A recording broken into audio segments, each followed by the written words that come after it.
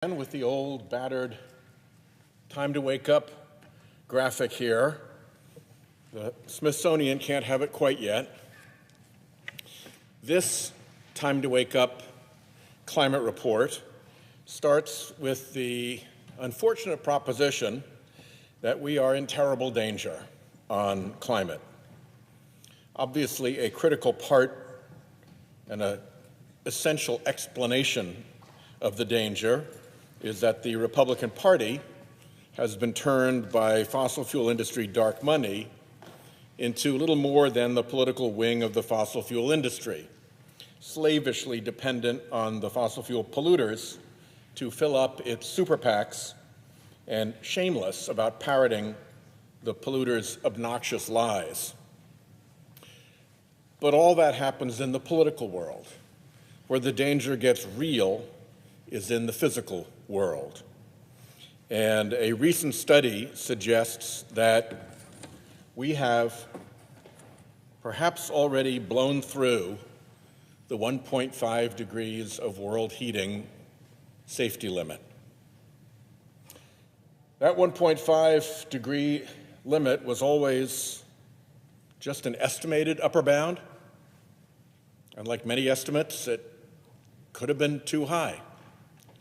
It could be that the true safety barrier was always below 1.5 degrees. But in any event, assume that it actually is 1.5 degrees, which is sort of the midpoint of the estimates. Well, it's starting to look like we may be losing even against that metric. Here is a chart that summarizes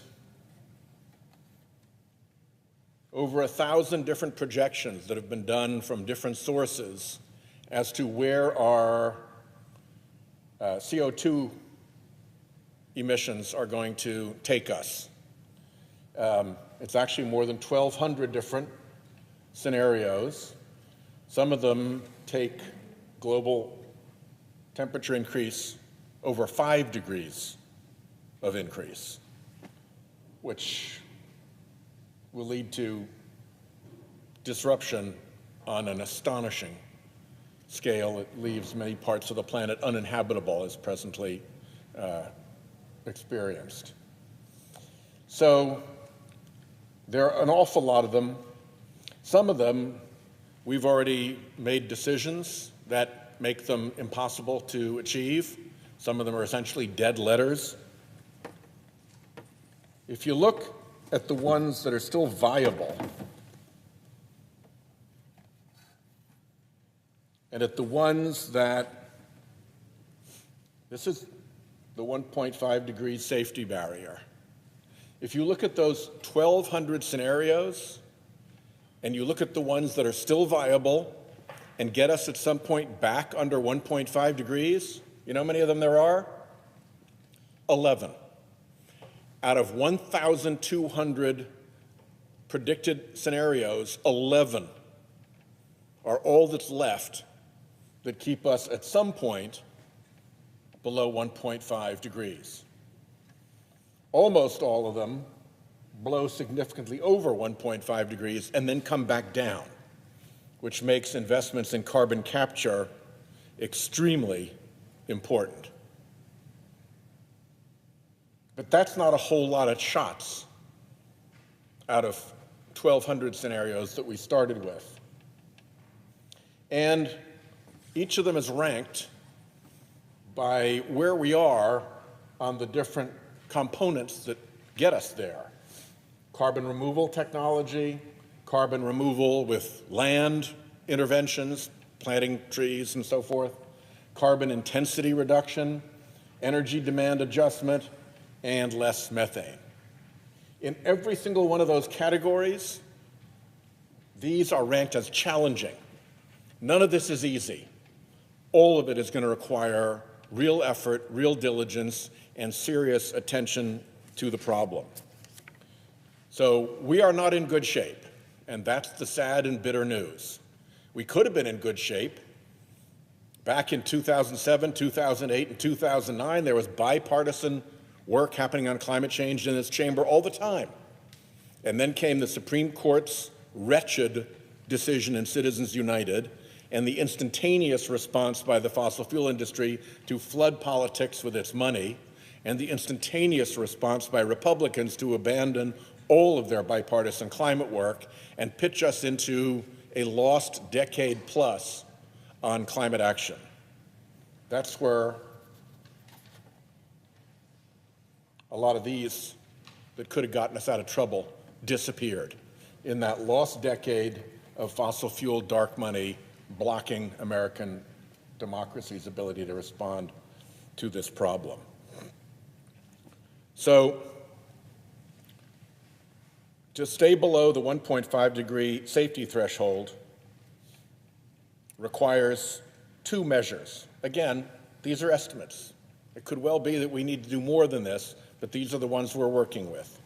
One is reducing emissions by roughly half by 2030, and the other is reaching net zero by 2050. So here's the latest estimate of how we're doing with respect to the 2030 50% reduction goal. That's what this line is. That's 50% reduction in carbon emissions by 2030. And here's where we are, and here are a bunch of different scenarios and how they end up. The only scenario that gets us to this goal by 2030, here's 2030 if you can't see it from the television, the only thing that gets us there is a carbon fee, putting a price on carbon emissions so that it's no longer free to pollute.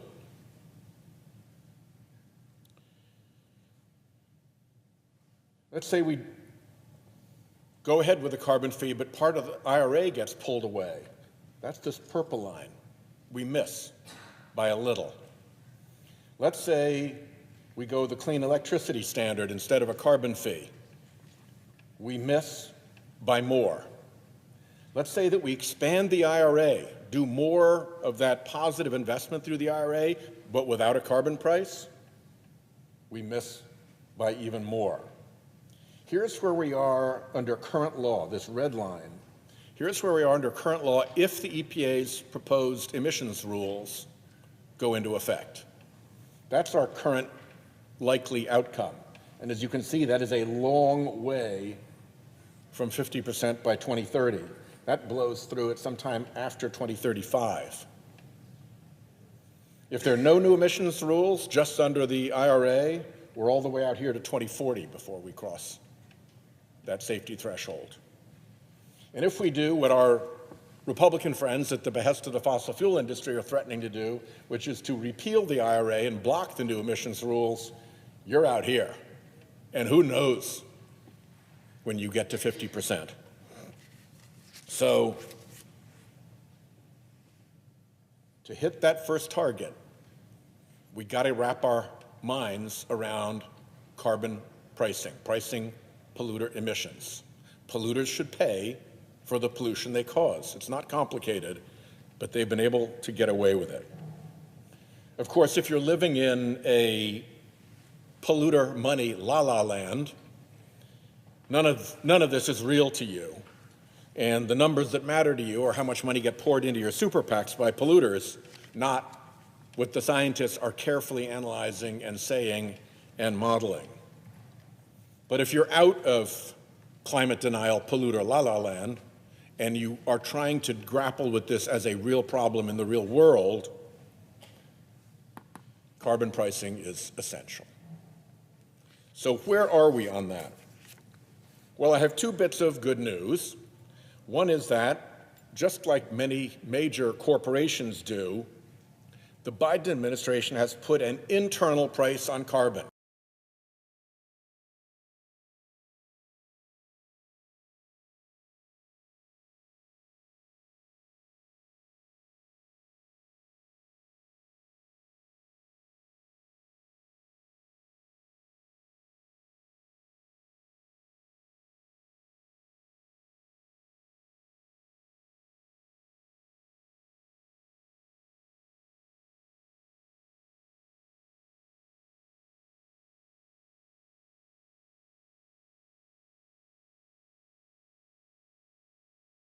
$190 per ton. And the Office of Management and Budget, the OMB, has given agencies to build that internal price on carbon into all their relevant decision-making. What's an internal price on carbon? It means that the government's decisions have to bake into their decision-making the $190 per ton price on carbon. If you're buying fleets of cars, you compare the emissions, and that goes into the cost equation. If you're setting the price on land use of various kinds, like drilling wells, you bake in the $190 per ton. Across all, in regulatory decisions, of course, you would do that. So it's a big deal, and it is part of the good news. Of course, the question is, how will the executive agencies comply? Do that as an oversight matter to try to make sure that the executive agencies are doing their best to comply with the OMB guidance as to the internal price on carbon. So that's good news item one, assuming implementation is not ineffective. The second good news item is that the European Union, our friends across the pond in our Atlantic Alliance, are locked in to a carbon border adjustment mechanism, a tariff mechanism called CBAM, Carbon Border Adjustment Mechanism. And the further good news is that the United Kingdom has announced that it has made the decision to join the EU in that same CBAM program. So why is that good for us? It's good for us because this will create significant pressure here at home for a price on carbon in the US. Because without one, if we don't have a proper price on carbon here in the US, it will be very, very, very difficult for American companies exporting to the US and to the UK to avoid those carbon tariffs. We will be paying tariffs to the UK and to the EU whenever our production of goods is more carbon intensive than theirs. And one of the ways you solve that is by adopting a carbon price. Then you get in the club and you don't have to pay the tariffs any longer. So the tariff pressure on American businesses ought to disrupt significantly the general political indifference of the American corporate sector about the fossil fuel industry's political hegemony over Republicans. And that could open a potential pathway when the steel industry, the aluminum industry, the chemical industry, the cement industry, the pharmaceutical industry, and others are coming to their elected representatives and saying, why am I paying this tariff? What's up with that? Why do I have to do that? And the answer from our Republican friends is, oh, that's so that the fossil fuel industry can keep polluting for free? I don't think that's going to sell well in those other boardrooms. So that creates a little bit of industry on industry counterpressure. And with any luck, that will be good enough to help us pass a proper carbon fee. And by the way, I happen to have a bill for that. It would do all of those things. It's called the Clean Competition Act, and I would commend that to the administration's attention. The Biden administration seems to be shedding what was initially anti-CBAM skepticism. It has seemingly abandoned an effort to undercut the CBAM with a weak so-called steel and aluminum arrangement that deservedly belongs in the bin as a climate response. I hope very much the administration will begin developing a positive response to the CBAM, and there's my bill as a model for them to take a look at. If we do this right, it spares American exporters paying these tariffs. That's a good thing. And it also supports a global pressure against carbon pollution that puts us on a potential path to climate safety that we are not on now. Together, those two pieces won't match a full, proper price on carbon as proposed in my separate pollution fee bill, which I also commend when we get to a full, proper price on carbon, but it will get us a good ways there. While we're at it, we could add carbon pricing on luxury aircraft travel emissions to reduce those pollutants. No reason that somebody sporting around in a private jet shouldn't be picking up the tab for the pollution they're leaving behind. And we could add carbon pricing on shipping, which many of the leading shipping lines actually support. So we have a constituency to get this done in the industry. And those two things would help make more progress. And yes, I have bills on each. But ultimately, we need to stop the fossil fuel industry's dangerous and fraudulent pollute-for-free business model by making them pay to pollute, which is what they should be doing as a basic economic market theory principle. But instead of obeying economic market theory, they are floating on a subsidy that the International Monetary Fund has estimated at over $600 billion with a B, $billion every single year. Makes it tough for renewables to compete against a $600+ billion subsidy every single year. And by the way, it also makes it easier to throw a few $billion into controlling Congress if you're protecting a subsidy of $600+ billion every single year. So there is this conflict between free market principles and fossil fuel subsidies, and unfortunately, our Republican friends inevitably resolve that conflict in favor of fossil fuel subsidies, while conveniently taking billions of dollars in fossil fuel political money. Let me close by turning to methane. This graphic talks about economy-wide CO2 emissions in various climate policy scenarios. But methane is over 80 times as dangerous in the short term as a greenhouse gas than CO2 is. And folks, we have been disastrously bad at handling those methane emissions. Indeed, for years, EPA collected and reported artificially low methane numbers that were not real, were not even close to real. The EPA methane effort was half-baked, ill-informed, and hapless. But something has changed. Now, we can spot methane emission sources from satellites. We can measure the intensity of the methane leakage.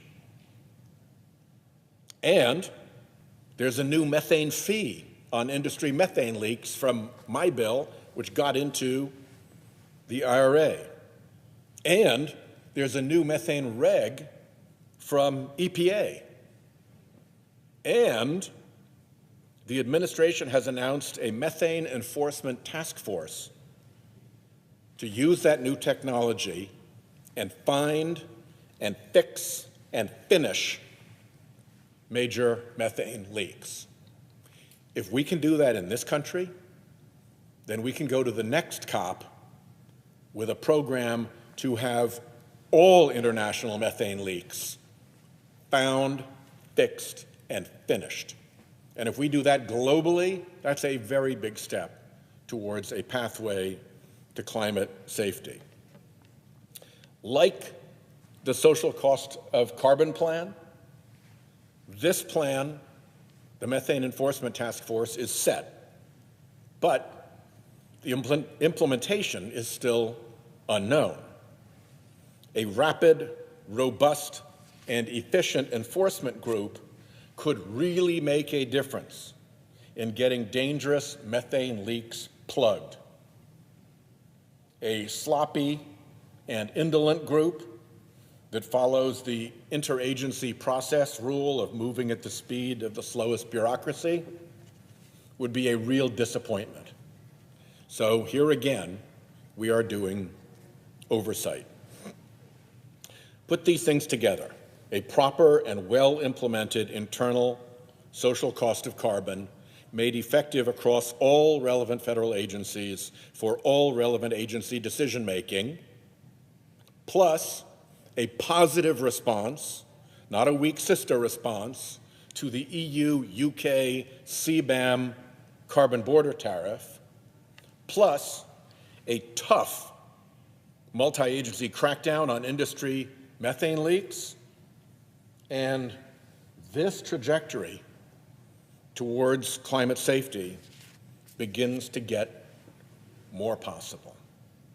Unfortunately, we just had bad news from EPA on their power plant pollution rule.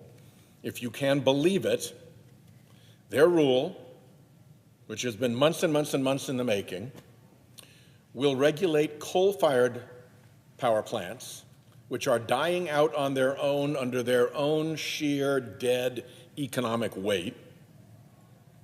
And they will regulate new gas-powered power plants, which aren't built and therefore don't have any emissions. But they won't be regulating in this rule the part of the power plant market that this year and in all future years will produce the majority of the emissions from that sector. It's the biggest piece of the power plant emission sector, and they're simply not going to regulate it, and that piece is the existing fleet of gas-powered power plants.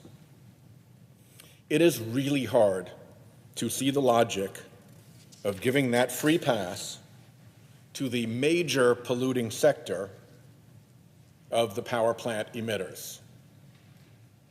And it sends a terrible signal about the seriousness of the agency. So let us hope that that rule is a unique embarrassment and not a broader signal of weak, even pusillanimous EPA administrative effort on climate. The diligence with which the Methane Task Force and social cost of carbon are implemented, and the positivity of the U.S. response to the CBAM need to send a much more serious signal, as should all future EPA rulemakings on power plants, vehicles, and other large sources of carbon pollution. We are at a tipping point right now, and when you get down to 1,200 different scenarios for only 11 remaining ones still get you near a climate safety pathway, you have cut the loaf mighty thin. And making sure that we get this right, that we get onto one of those pathways, is going to require a carbon fee. It just is. And by the way, that is what conservative economics tells you should be done. You can go to Milton Friedman, the high priest of free market economics, and he will say that if you are involved in making a product that involves polluting or some other, what they call negative externality in economics ease, you got to bake that pollution cost, you got to bake that negative externality into the price of your product. If you haven't done that, you're being subsidized, and if you're being subsidized, that ain't market economics. So the principle is right for this. Fairness is right, because you should not be able to pollute for free, particularly like the fossil fuel industry does, particularly creating the kind of harm that they're creating. And of course, there is this other question of making sure that our planet remains habitable in the manner that we are used to for our children and our grandchildren. Again, all of that is doable. All of that is doable with a price on carbon emissions. And there are not scenarios that take us down that pathway to climate safety without that carbon price. And with that, I yield the floor.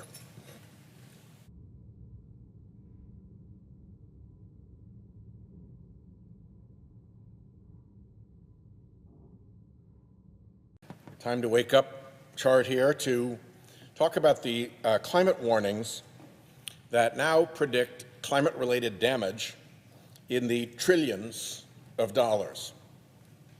Trillions of dollars. A full third of our national debt already comes from economic shocks like COVID and the 2008 mortgage meltdown. I've been using the Budget Committee to spotlight warnings that the next big economic shock will be caused by climate change. Climate change is not just about polar bears or green jobs. It's about economic storm warnings to which we had better start paying attention. Today I'll talk about three. The most recent comes from the Potsdam Institute, whose report summary I asked to enter into the record. The Institute warns, and I quote here, that global annual damages are estimated to be at $38 trillion, with a likely range of $19 to $59 trillion in 2050. $38 trillion is the midpoint in a range that could go as high as $59 trillion. That's pretty bad, but it gets worse. This is not a complete accounting of the expected damages. It does not fully account for damage from weather extremes, things like storm and wildfire damage. To quote the Potsdam report about its damage predictions, accounting for other weather extremes, such as storms or wildfires, could further raise these predictions. And even that's not the end of it. It gets worse still. The Potsdam economic damage estimates leave out damages that are hard to monetize, but nonetheless can be very real to real people. Again, quoting the report, that is without even considering non-economic impacts such as loss of life or biodiversity. If your grandfather taught you to fish in a certain place and you can't pass that on to your granddaughter because the fish aren't there or because the creek isn't there, that is a real and genuine harm, but they can't monetize it, so they don't even count it. And I'm sorry to report that it gets even worse. The Potsdam global damage estimates are based on existing levels of fossil fuel pollution. Back to the report, I quote, "These near-term damages are a result of our past emissions. We will need more adaptation efforts if we want to avoid at least some of them, and we have to cut down our emissions drastically and immediately. If not, economic losses will become even bigger in the second half of the century." Well, with an entire industry and an entire political party dedicated here in Congress to making sure that we do not cut down our emissions drastically or immediately, this damage estimate is virtually certain to be worse in the out years. In sum, economic damages could be as high as $59 trillion annually in 2050, plus whatever added damages come from storm and wildfire, plus whatever added damages come that are hard to monetize, plus whatever economic damages come from failing to reduce emissions drastically and immediately. How do these damages hit us? Here's the report. These damages mainly result from rising temperatures, but also from changes in rainfall and temperature variability. Those factors lead to income reductions for the majority of regions, including North America, caused by the impact of climate change on agricultural yields, labor productivity, or infrastructure. The result? Climate change will cause massive economic damages within the next 25 years in almost all countries around the world, including the United States. That's report one, massive economic damages to the United States. Let's move on to report two, the cover article from a recent issue of The Economist magazine, entitled "The Next Housing Disaster." From The Economist's opening paragraph, I quote, "About a tenth of the world's residential property by value is under threat from global warming, including many houses that are nowhere near the coast. From tornadoes battering Midwestern American suburbs to tennis ball-sized hailstones smashing the roofs of Italian villas, the severe weather brought about by greenhouse gas emissions is shaking the foundations of the world's most important asset class," end quote. Going on, the article says the potential costs are enormous. By one estimate, climate change and the fight against it could wipe out 9% of the value of the world's housing by 2050, which amounts to $25 trillion. We've had testimony in the Budget Committee about how this works. There's the potential direct cost of damage from wildfires or major storms. Hurricane Ian cost Florida more than $100 billion, and it was just a Category 4 storm at landfall, below the maximum Category 5 strength. Some scientists are predicting we'll actually need Category 6 in the future for storms that are made even more powerful due to ever-warming seas. There's the related risk of insurance coverage failing to pay claims after such a major disaster, leaving homeowners stranded economically in ruined homes. Then there's the broader risk of insurance collapse even without a single devastating storm. How does that work? Again, from Budget Committee testimony. First, unprecedented, unpredictable wildfire or flooding risks drive up insurance costs. We're already seeing that happen. Then, continued unpredictability and worsening risk make properties in certain areas uninsurable. We're beginning to see that. You can't get a policy for any amount of money. Without insurance, then, it's near impossible to get a mortgage. And by the way, a 30-year mortgage doesn't look just at today's conditions, it looks out 30 years. So a mortgage crisis follows the insurance problem. And when properties can't get a mortgage, the only buyers for the property are cash buyers. Buyer demand crashes, and your property values crash along with that. This is how the chief economist of Freddie Mac predicted years ago a coastal property values crash that he said could hit the American economy as hard as the 2008 mortgage meltdown and subsequent global economic crisis. First, insurance crisis. Second, mortgage crisis. Third, coastal property value crisis. And unlike the mortgage meltdown of 2008, when property values could recover, and did recover from an economic shock, properties that are predictably going to be underwater physically or repeatedly burned down during the 30-year period of a mortgage, they won't recover their value. This is not a temporary market panic that crashes and then rebounds to something near normal. In this kind of crash, the unpredictable conditions and the underlying risk that caused it just get worse.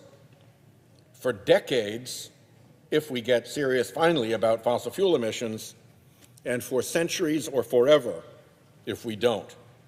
We are playing near the edge of an economic precipice. Back to The Economist. The $25 trillion bill will pose problems around the world, but doing nothing today will only make tomorrow more painful. This is what is called a systemic shock. It does not stay confined to the affected homeowners and industries. To quote The Economist here, the impending bill is so huge, in fact, that it will have grim implications not just for personal prosperity, but also for the financial system. I continue here. If the size of the risk suddenly sinks in, and borrowers and lenders alike realize the collateral underpinning so many transactions is not worth as much as they thought, a wave of repricing will reverberate through financial markets. The punchline: climate change, in short, could prompt the next global property crash. Now, the Economist article is a prediction just as to property markets. For report 3 in this speech, let's go to Deloitte's research arm, which looks at broader economic trajectories. A, if we do respond effectively to climate change, and B, if we don't. The stakes are huge. Deloitte is a corporate consulting firm. It is not Green New Deal-y. And Deloitte estimates that the global cost of doing nothing on climate will be around $180 trillion in economic damage by 2070. $178 trillion, to be exact. To quote the Deloitte report, if we allow climate change to go unchecked, it will ravage our global economy. Ravage our global economy. But the Deloitte report goes on to say that if we act responsibly and enact policies that limit warming to 1.7 degrees Celsius, we can save ourselves from that ravaging and actually grow the global economy by over $40 trillion, $43 trillion to be exact.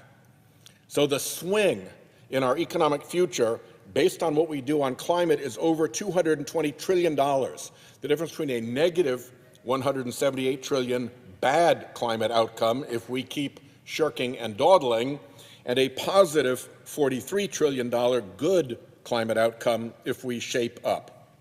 And to be clear, that $220 trillion, that's adjusted to present value. Dialing down to the United States, the report predicts for the United States the damages to 2070 are projected to reach $14.5 trillion, a lifetime loss of nearly $70,000 for each working American. On the upside, a responsible climate path could add $885 billion in economic benefit for the United States for a swing of over $15.3 trillion, again, net present value, depending on which path we choose. The Deloitte report warns, we have squandered the chance to decarbonize at our leisure. Given the costs associated with each tenth of a degree of temperature increase, every month of delay brings greater risks and forestalls the eventual economic gains. They continue, the global economy needs to execute a rapid, coordinated, and sequenced energy and industrial transition. This is not the speech to lay out how we do that, Madam President. That speech will come later, so stand by. This speech is simply to highlight that there are now multiple damages assessments out there looking at the climate threat and assessing that threat into the tens of trillions of dollars. There's much that we don't know, but the common level moving into the tens of trillions ought to be a wake-up call for all of us. There are some things that we do know. We do know that getting serious about these warnings will require breaking the filthy political hold of the fossil fuel industry on Congress. It will require exposing and defeating fossil fuels' dark money influence and disinformation armada. And it will require learning to deal with the facts as they are, not as a deeply ill-motivated industry would have us wrongly believe. Wow, is it ever time to wake up? I yield the floor. Senator from Rhode Island. I'm back with my trusty battered time to wake up chart. And the last time I spoke on the Senate floor on this subject, I reviewed some recent warnings from The Economist magazine, from the Potsdam Institute, and from the consulting firm Deloitte that climate change is poised to cause tens of trillions of dollars in damage around the world. Tens of trillions of dollars. Much of it, of course, right here in the United States. Well, not surprisingly, the insurance industry has concern about forecasts of damage in the tens of trillions. The Senate Budget Committee recently held a hearing examining insurance, property, and mortgage markets in Florida, a state that is on the leading edge of climate-related risk. Insurance, property, and mortgage markets are intertwined. To buy property, most people need a mortgage. To get a mortgage, you need insurance. In our hearing, Dr. Ishita Sen, a professor of finance at the Harvard Business School, told about the danger to Fannie Mae and Freddie Mac, our federal mortgage giants. They require insurance from insurers that have a financial strength rating from a ratings agency to assure that the mortgages they purchase are protected by reputable, financially solid insurers. Bad insurance increases their risk of homeowner default, as homeowners are way more likely to walk away from properties if their insurance company can't pay claims or won't pay quickly. Dr. Sen's research in Florida found several disturbing things. First, she found that larger, stronger insurers are exiting Florida and being replaced by smaller, less financially sound companies, and by Citizens Property Insurance, the state-backed insurer of last resort. Second, she found that these smaller private insurance companies were all receiving their financial ratings required by Fannie and Freddie from the same ratings agency, known as Demotech. If you haven't heard of it, it's because it hasn't been around long. Third, she found that Demotech ratings appeared to systematically overestimate the financial strength of the rated insurers.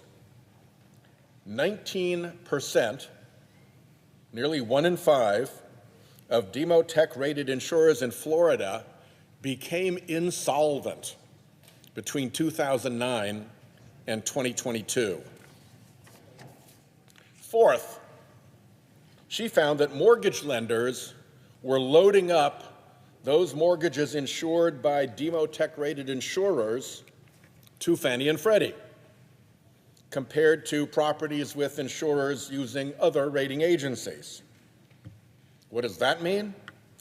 It means Florida mortgage risk is being transferred to the taxpayer and to pension funds for millions of Americans that commonly purchase mortgage-backed securities. All of this should ring a bell, a hell of a bell. Remember the 2008 financial crisis. It too began in the residential real estate and mortgage markets. It too had Florida as its epicenter. It too involved ratings agencies handing out inflated ratings. It too involved mortgage-backed securities securitized by Fannie and Freddie and sold around the world. That 2008 financial crisis led to the Great Recession, in which millions of Americans lost their jobs, their homes, and much of their household wealth. Unemployment topped 10%.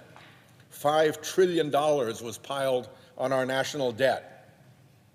So, when we start seeing parallels to things that went awry back then, we should wake up and take them seriously. Dr. Sen said this about the climate risk we face, quoting her here: "Not only do we need to harden our homes, but we need to harden our financial institutions, our banks, and our insurance companies in order to make them withstand really large climate shocks that are for sure coming their way." Well, when she talks about really large climate shocks that are for sure coming their way, that means they're for sure coming our way. Because just like 2008, if this goes down, everyone suffers. At this point, we have dawdled on climate for far too long. We have let the fossil fuel industry for decades obstruct action on climate change. Now, with financial warnings in the trillions, the Deloitte report said, quoting here, "The global economy needs to execute a rapid, coordinated, and sequenced energy and industrial transition," end quote. Well, I promised in my last Time to Wake Up speech that I'd discuss how best to execute that rapid transition. So let me turn to that. I'll begin by acknowledging that Democrats took the first serious legislative step on climate in 2022 with the Inflation Reduction Act, the IRA.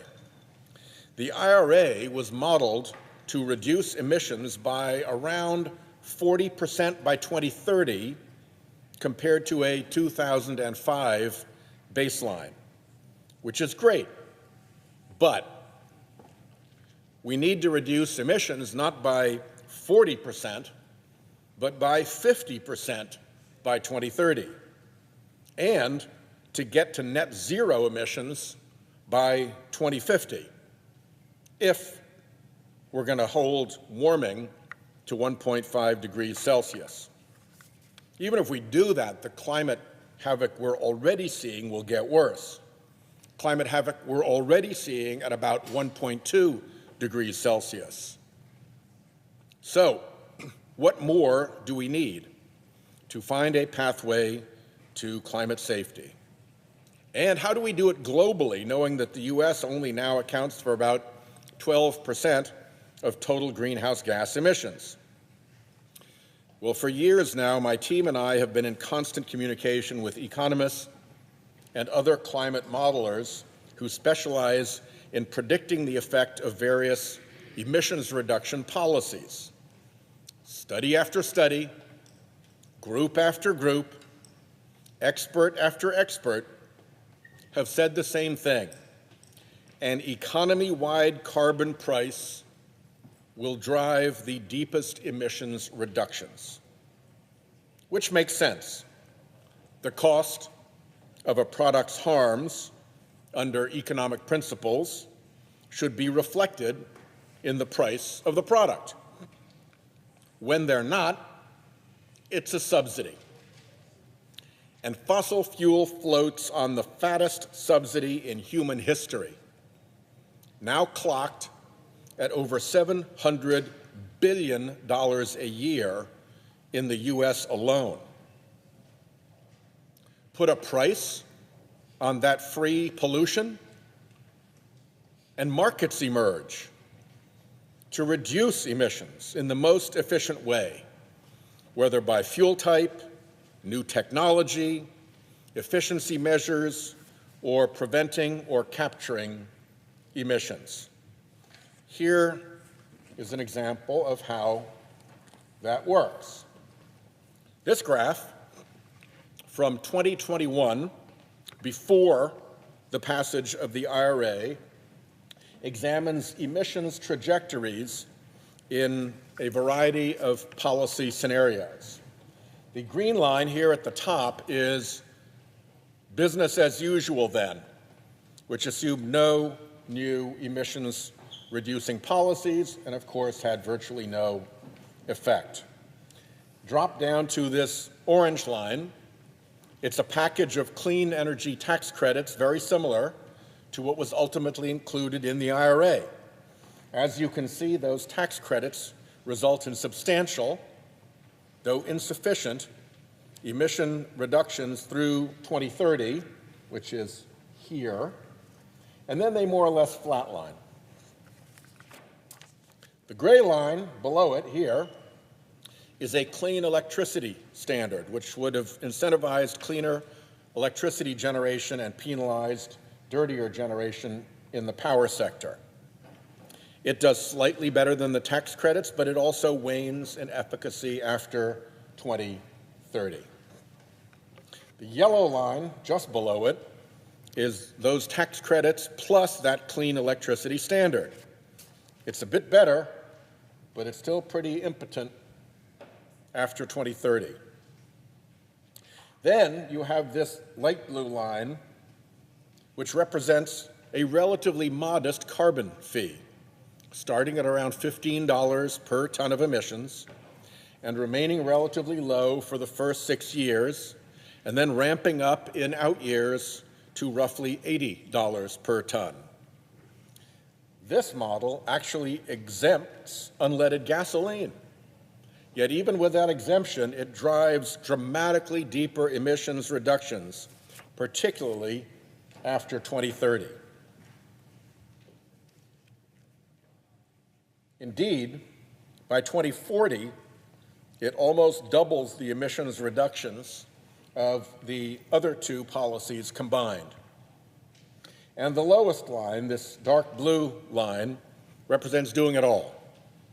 And the anchor of that outcome is that modest carbon price, which is ultimately far more potent at driving emissions reductions than all other policies.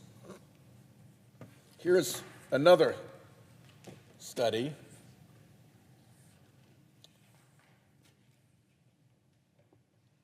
This one was done this year,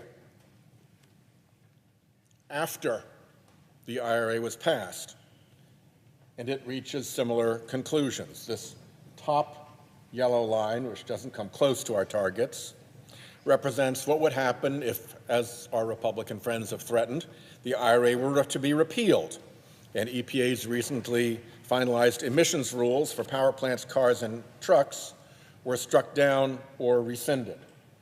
As you can see, emissions very slowly trend down, due largely to continued deployment of wind and solar, which are now the cheapest forms of energy, and to different states' decarbonization policies. This next line, which gets to our targets around 2040, represents a scenario in which the Inflation Reduction Act stays, but the EPA rules are voided or rescinded. Again, we don't hit our targets for 2030 until 2040, a very dangerous decade to miss. The next line, the red line, is essentially our new business as usual. It's the IRA and the EPA rules remaining in force, and there we hit our decarbonization targets around 2037, still off by 7 years. This light green and light blue line, which are very hard to distinguish, respectively increase the value of the IRA power sector clean energy tax credits by 50% and add a clean electricity standard. Both result in delays hitting our 2030 target until 2035.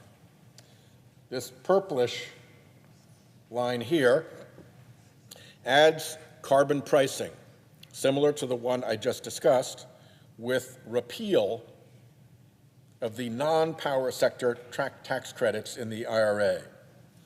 So even with repeal of some of the IRA clean energy tax credits, adding a modest carbon fee results in emissions reductions that are the best in class so far, hitting our 2030 targets as early as 2033. And the dark green line That just adds to the carbon price. It nearly hits our 2030 target, very close, and it drives by 2040 an additional billion metric tons over the emissions reductions expected from the IRA and EPA's rules. And let me show you one more chart. This one here was from Brookings. This one here is from the Potsdam Institute.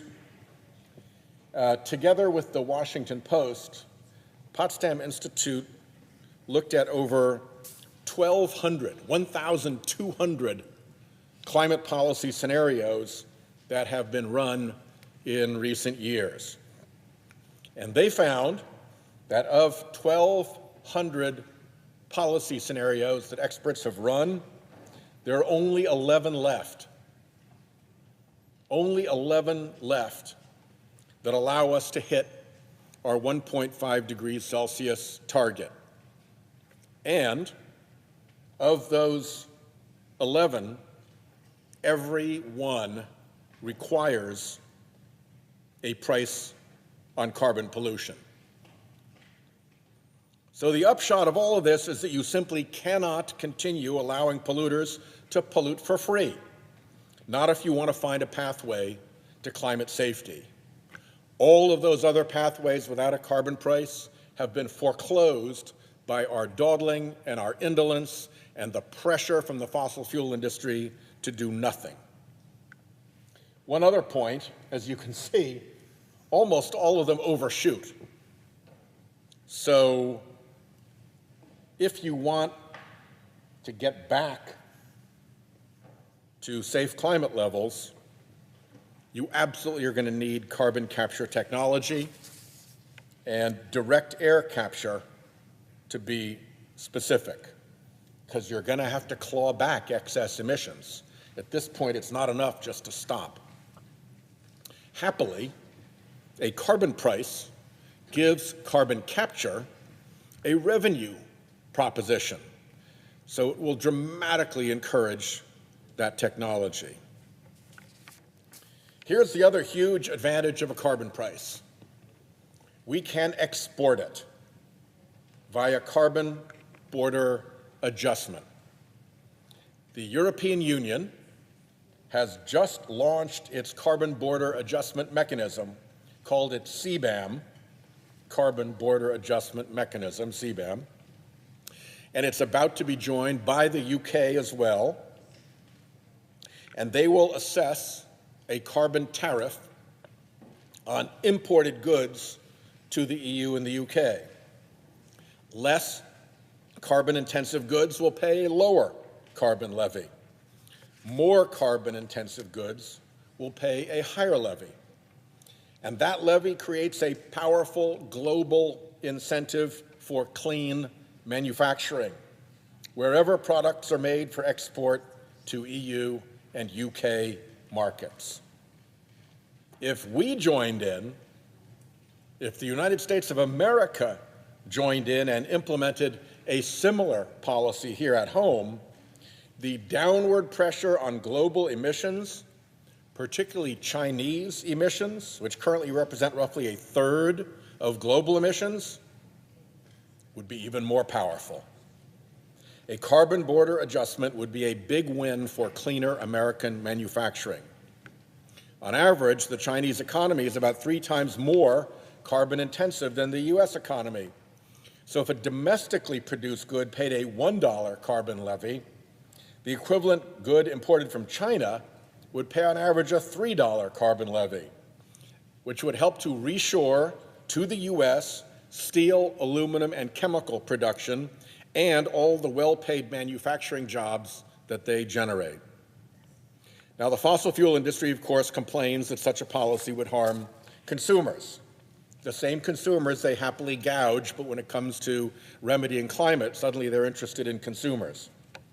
Well, A, these companies already make so much profit that they could absorb the tariffs for their customers. And B, we can spend tariff revenues in ways that boost consumers. For instance, return revenues earned from polluters to consumers as dividends, as Chairman Cantwell has proposed, for consumers to spend how they please. Indeed, I've got a bill that would do just that. One of the big lies of the fossil fuel industry is to pretend the costs their pollution foists on the American public don't exist. In fact, Americans are already paying for the polluters' pollution and for their obstruction of climate action. We pay in higher home and auto insurance premiums, now exploding through Florida, higher grocery bills, higher home prices due to lumber shortages, higher prices for goods tangled in climate-related supply chain snarls. Americans are already paying the climate pollution price. It's just a very dumb one that does nothing to reduce the pollution and shift the burden of harm from polluters to everyday Americans. A carbon price would send a correct price signal into markets. It would reward innovators and innovation. It would rectify the fundamentally unfair situation of an industry passing the cost of its pollution onto ordinary Americans. And, as these various graphs all show, it would actually work at providing a pathway to global climate safety. Opportunities are coming. Next year, a large swath of the Trump tax cuts, which were disproportionately skewed towards large corporations and the very wealthy, will expire. And good riddance. This gives us an opportunity to make the tax code more fair, to reduce income inequality, and to use revenues from big polluters to reinstate, for instance, the child tax credit, to do good things. Taxing polluters could also help to improve the nation's fiscal position.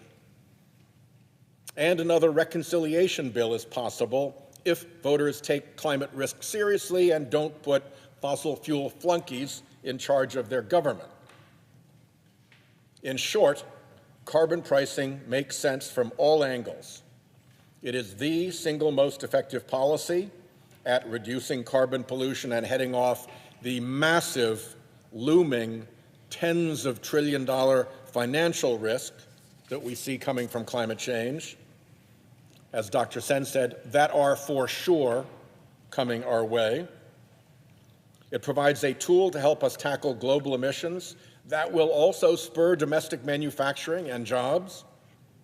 It raises real revenue to help Americans shoulder the burden we carry as a result of decades of fossil fuel industry pollution, denial, and obstruction. And it could even help reduce the budget deficit. We've got no time left to waste, Madam President. In the next Congress, you can be sure that I will do everything in my power to make sure that we finally embrace the winning policy that we should have implemented decades ago, back when we were first warned about the costs and dangers associated with carbon pollution. It is well past time to make fossil fuel polluters pay for the harms they cause, and it is well past time for Congress to wake up. I yield the floor.